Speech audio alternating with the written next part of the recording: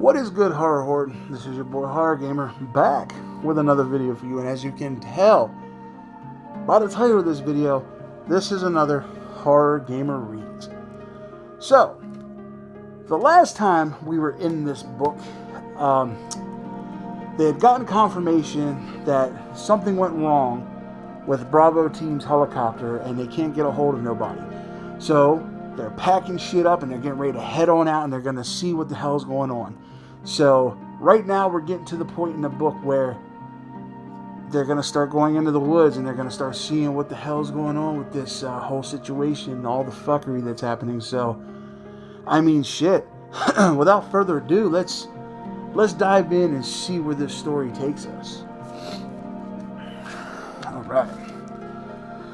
It says, Jill turned toward the door of the dim and silent Star's locker room, her arms full with two bulging duffel bags. She set them down and quickly pulled her hair back, tucking it into a well-worn black beret. It was really too hot, but it was her lucky hat. She glanced at her watch before hefting the duffel bags, pleased to note that it had only taken her 3 minutes to load up. She'd gone through all of the alpha lockers, grabbing utility belts, fingerless gloves, Kevlar vests, and shoulder packs. Nothing that the lockers reflected their users' personalities. Barry's had been covered with snapshots of his family and a pin-up from a gun magazine, a rare .45 Luger, shining against red velvet. Chris had pictures of his Air Force buddies up, and the shelves were a boyish mess. Crumpled t-shirts, loose papers, even a glow-in-the-dark yo-yo with a broken string. Brad Vickers had a stack of self-help books, and Joseph a Three Stooges calendar. Only Wesker's had been devoid of personal effects. Somehow, it didn't surprise her. The captain struck her as too tightly wound to place much value on sentiment. Her own locker held a number of used paperback true crime novels, a toothbrush, floss, breath mints, and 3 hats. On the door was a small mirror and an old, frayed photo of her and her father, taken when she was a child and they'd gone to the beach one summer. And she'd quickly thrown the alpha gear together. She noticed that she'd redecorate when she had free time. Anyone looking through her locker would think she was one kind of dental freak. Jill crouched a bit and fumbled at the latch in the door, bouncing the awkward bags on one raised knee. She just gasped it when someone coughed loudly behind her. Startled, Jill dropped the bags and spun, looking for the cougher as her mind reflectively assessed the situation. The door had been locked. The small room held 3 banks of lockers and had been quiet and dark when she'd come in. There was another door in the back of the room, but no one had come through it since she'd entered, which means that someone was already here when I came in. In the shadows behind the last bank, a cop grabbing a nap. Unlikely. The department's lunchroom had a couple of bunks in the back, a lot more comfortable than a narrow bench over cold concrete. Then maybe it's someone enjoying a little leisure time with a magazine. Her brain snarled. Doesn't matter. You're on the clock here. Get going. Right. Jill scooped up the bags and turned to leave. Miss Valentine, isn't it? A shadow separated itself from the back of the room and stepped forward. A tall man with a low, musical voice. Early 40s. A thin frame, dark hair, and deep-set eyes. He was actually wearing a trench coat, and an expensive one at that. Jill readied herself to move quickly if the need arose. She didn't recognize him. "That's right," she said wordily. The man stepped up toward her, a smile flickering across his face. "I have something for you," he said softly. Jill narrowed her eyes and shifted automatically into a defensive position, balancing her weight on the balls of her feet. "Hold it, asshole. I don't know who the hell you think you are or what you think I want, but you're in a police station." She trailed off as he shook his head, grinning broadly, his dark eyes twinkling with mirth. "You mistake my intentions, Miss Valentine. Excuse my manners, please. My name is Trent, and I'm a friend of the stars." Jill studied his posture and position and eased her own stance slightly, watching his eyes for even a flicker of movement. She didn't feel threatened by him exactly, but how did he know my name? "What do you want?" Trent grinned wider. Straight to the point. "But of course, you're on a rather tight schedule." He slowly reached into the pocket of his coat and pulled out what looked like a cell phone. "Though it's not what I want that's important. It's what I think you should have." Jill glanced quickly at the item he held, frowning. "That? Yes. I've assembled a few documents that you should find interesting, compelling in fact." As he spoke, he held out the device. She reached for it carefully, realizing as she did it was a mini disc reader, a very complicated and costly microcomputer. Trent was well financed, whoever he was. Jill tucked the reader into her hip pocket, suddenly more than a little curious. "Who do you work for?" He shook his head. "That's not important. Not at this juncture.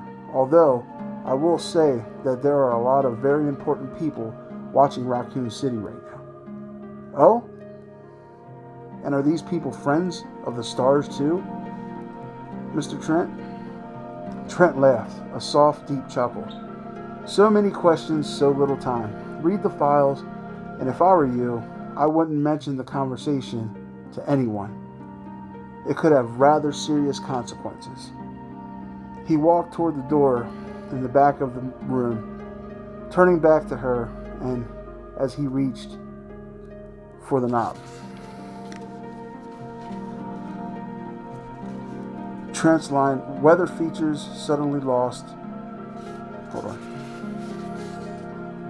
As he reached for the knob. Okay, I had to make sure I was on the right page. All right, let's get back to it. Trent's line, "Weather features suddenly lost all trace of humor, his gaze serious and intense. One more thing, Miss Valentine, and this is very critical. Make no mistake, not everyone can be trusted, and not everyone is who they appear to be. Even the people you think you know. If you want to stay alive, you'll do well to remember it." Trent opened the door, and just like that, he was gone. Jill stared at him, her mind going a million directions at once. She felt like she was in some melodramatic old spy movie and had just met the mysterious stranger. It was laughable. And yet he just handed you several thousands of dollars worth of equipment with a straight face and told you to watch your back. You think he's kidding? She didn't know what to think, and she didn't have time to think. The Alpha team was probably assembled, waiting and wondering where the hell she was. Jill shouldered the heavy bags and hurried out the door. They'd gotten the weapons loaded and secured, and Wesker was getting impatient. Although his eyes were hidden by dark aviator glasses, Chris could see in the captain's stance and in the way he kept his head cocked toward the building. The helicopter was prepped and ready, the blades whipping warm, humid air through the tight compartment. With the door open, the sound of the engine drowned out any attempt at conversation. There was nothing to do but wait. "Come on, Jill. Don't slow us up here." Even as Chris thought it, Jill emerged from the building and jogged toward them with the Alpha gear, an apologetic look on her face. Wesker jumped down to help her, taking one of the stuffed bags as she climbed aboard. Wesker followed, closing the double hatches behind instantly. The roar of the turbine engine was muted and to a full thrum. "Problems, Jill?" Wesker didn't sound angry, but there was an edge to his voice that suggested he wasn't all that happy either. Jill shook her head. "One of the lockers was stuck. I had a hell of a time getting the key to work." The captain stared at her for a moment as if deciding whether or not to give her a hard time, then shrugged. "I'll call maintenance when we get back. Go ahead and distribute the gear."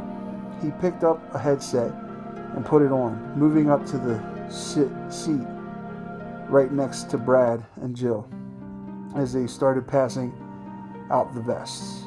The helicopter lifted slowly, the RPD building falling away as Brad's positioned them to head northwest.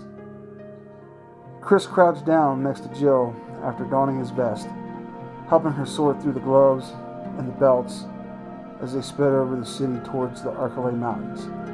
The busy urban streets below quickly gave way to the suburbs, wide streets and quiet houses set amidst squares of browning grass and picket fences.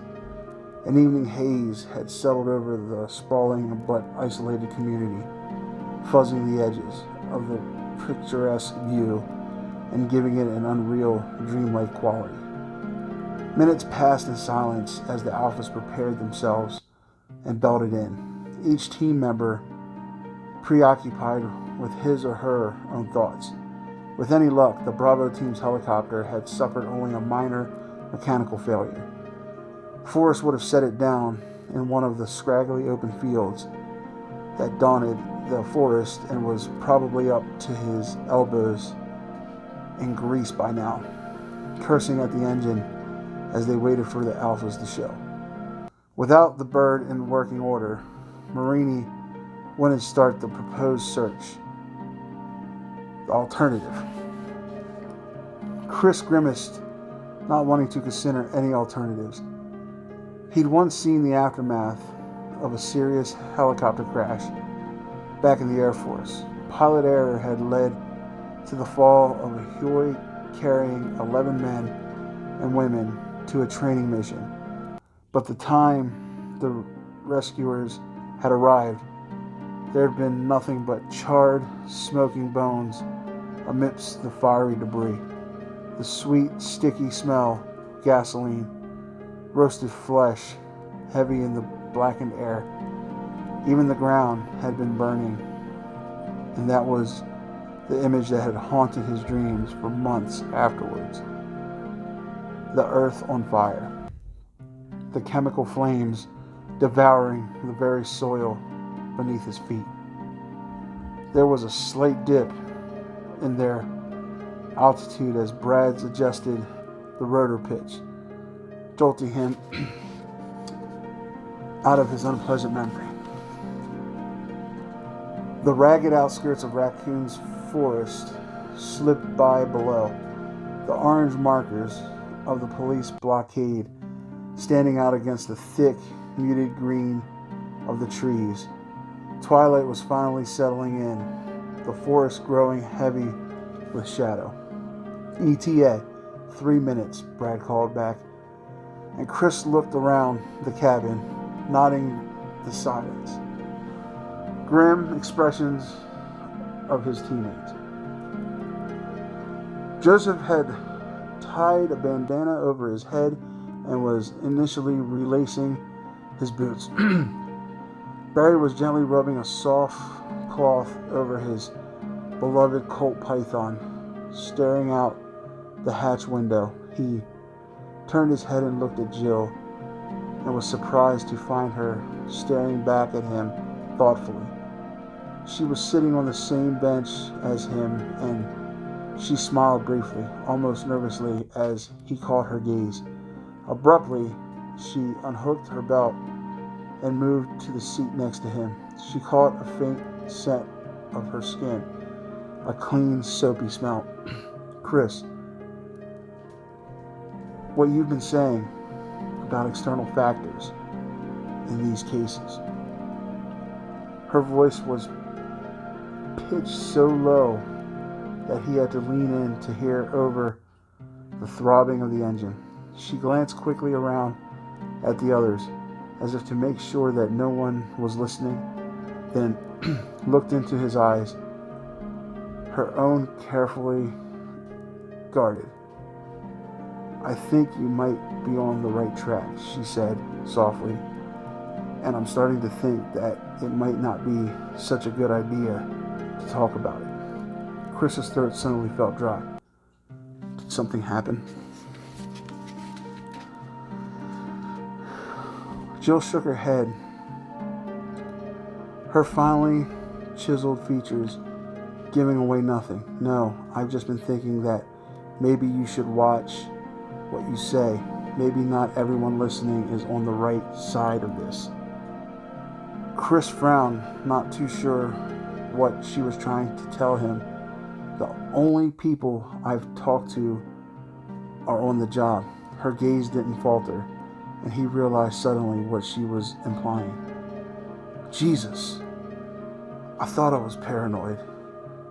Jill, I know these people, and even if I didn't, the stars have psych profiles on every member. History checks, personal references. There's no way it could happen. She sighed. Look, forget I said anything. I just watch yourself. That's all. All right, kids, look alive.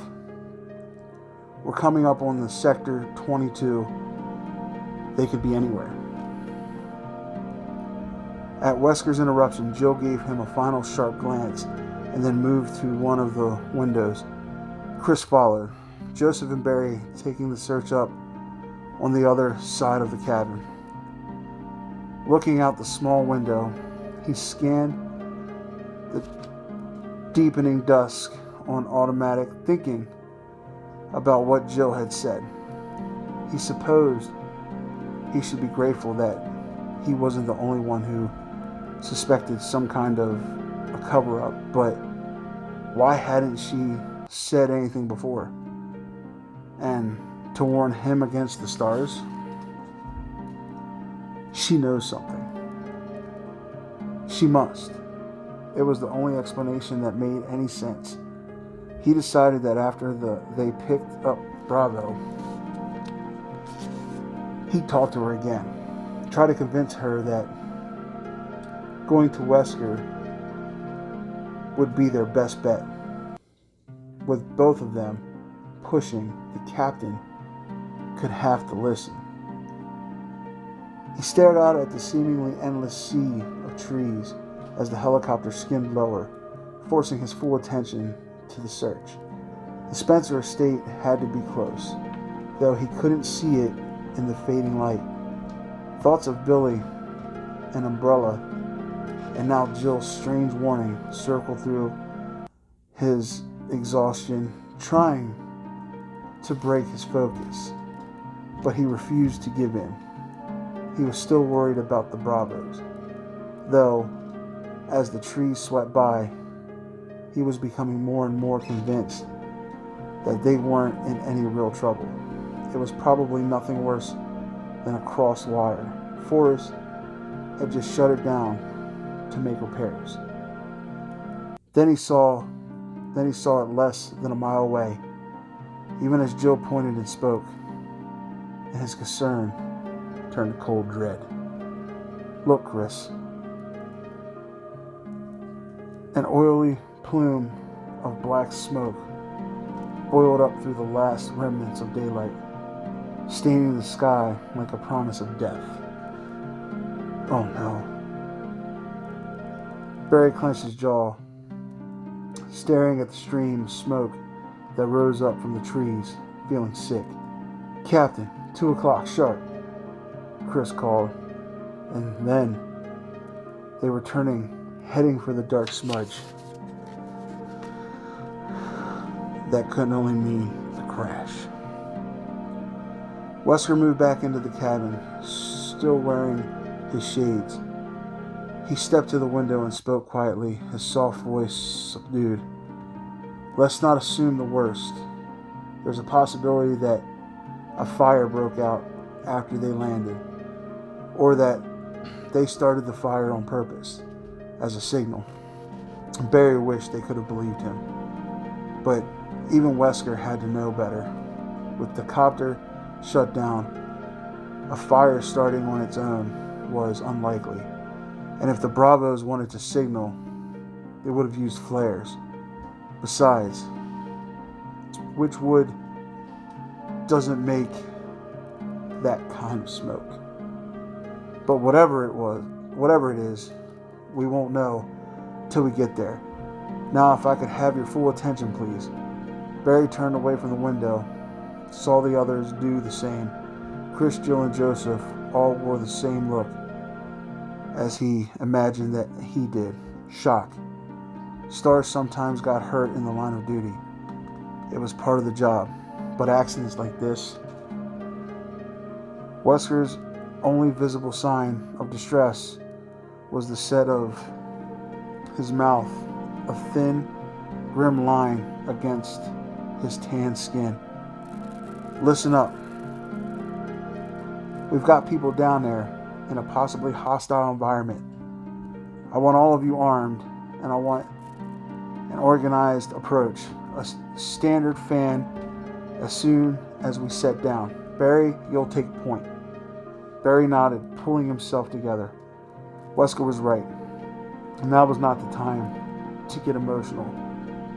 Brad's going to set us down as close to the site as he can get. What looks like a small clearing about 50 meters south of their last coordinates. He'll stay with the copter and keep it warm in case of trouble. Any questions? Nobody spoke, and Wesker nodded briskly. Good. Barry, load us up. We can leave the rest of the gear on board and come back for it. The captain stepped to the front to talk to Brad, while Jill, Chris, and Joseph turned to Barry. As weapons specialist, he checked the firearms in and out to each STARS team member and kept them in prime condition. Barry turned to the cabinet next to the outer hatch and unhooked the latch, exposing 6 Beretta 9mm handguns on a metal rack, cleaned and sighted only yesterday. Each weapon held 15 rounds, semi-jacked hollow points. It was a good gun, though Barry preferred his Python, a lot bigger punch with 357 rounds. He quickly distributed the weapons, passing out 3 loaded clips with each. I hope we don't need these, Joseph said, slapping in a clip, and Barry nodded in agreement. Just because he paid his dues to the NRA didn't mean he was some trigger-happy dumbass looking to kill. He just liked guns. Wesker joined them again, and the 5 of them stood at the hatch, waiting for Brad to bring them in. As they neared the plume of smoke, the helicopter's rolling blades pushed it down and out, creating a black fog that blended into the heavy shadows of the trees. Any chance of spotting the downed vehicle from the air was lost to the smoke and dusk. Brad swung them around and settled the bird into a scrappy patch of tall grass, snapping wildly from the forced wind, even as the rails wobbled to the ground. Barry had his hand on the latch, ready to move out. A warm hand fell on his shoulder. Barry turned and saw Chris looking at him intently. "We're right behind you," Chris said, and Barry nodded. He wasn't worried, not with the Alphas backing him up. All he was concerned with was the Bravo team's situation. Rico Marini was a good friend of his. Marini's wife had a baby Saturday. For the girls, more times... Oh, I'm sorry, I said Saturday. Sorry. Marini's wife had babysat for the girls more times than Barry could count, and was friends with Kathy. The thought of him dead to a stupid mechanical screw-up. "Hang on, buddy. We're coming." One hand on the butt of his Colt, Barry pulled the handle and stepped out into the humid, whipping twilight of Raccoon Forest, ready for anything. Well, Horror Horde, it is getting real. I mean, they had no idea what they were getting into as they were getting ready for this flight out. And then when they come across it, you know, Jill's late because she gets addressed by somebody she's never seen before, who has this little gadget with files in it. Now, my question is, she told Chris, but why didn't she? I know the guy said don't trust nobody, but why did you skim the files over? Like, why are you just like holding on to it? You know what I mean? Like, I would be looking at these files, you know, and seeing, you know, maybe it's something that has to do with Bravos. So I don't know, but that seems a little weird that Jill was approached by this random stranger. And you know, Chris and, you know, Barry, I don't know. There's some shit going on. I think, you know, Chris, he seems a little jaded. He seems a little off point, but I think, you know, he knows something. He don't know something, but he suspects something. And like I said, the whole issue with Jill meeting this person, it was weird. And Wesker, he shows like no emotion, so it's hard to read him. But I'm telling you, Horror Horde, this book is getting good. Now we're getting to the point where they're getting ready to hop out this helicopter and see what the hell's going on. And I can't wait until the next time on Horror Gamer Reads, where we actually see some crazy shit go on. So, alright, Horror Horde, with all that being said, I really hope you guys enjoyed this episode of Horror Gamer Reads. And like I said, I do apologize. I'm not the strongest reader in the world, but I do enjoy it, and I enjoy making videos for you guys. So, hope you enjoyed the book so far. Also, I wanted to let y'all know I decided to start a new series, and I'm tossing around a name right now, but right now the name I'm going to go with is It Worth the Hype? So now you got Is It Worth the Hate? Well, we got on the other side of the spectrum, Is It Worth the Hype? And as you can guess by my Is It Worth the Hates, I take films that are like unanimously hyped up by critics, by media, by, you know, fans, by, you know, everybody, and I give my opinion on it, and I let you guys know if I think it's worth the hype. So look out for that. And also, if you don't forget, if you haven't done so yet, hit that subscribe button along with that dingly ding ding button. That way, every time your boy Horror Gamer throws up one of these Horror Gamer Reads, that you're in to know. Also, while you're at it, run on over to the Horror Gamer Patreon. You know, see what kind of awesome perks that you get with being a Horror Gamer patron. And just know that I have a couple tiers, and whatever penny is made on the Patreon comes right back to the channel, so I can get awesome prizes for giveaways or like upgrade editing equipment and shit like that, so I can make better videos for you guys. So every penny put in is always put right back to the channel, so just know that. And with all that being said, Horror Horde, I love you guys. thank you guys. I really hope you enjoyed this. And this is your boy H0rr0r Gamer saying, until next time, as always, don't fear the darkness. Embrace it.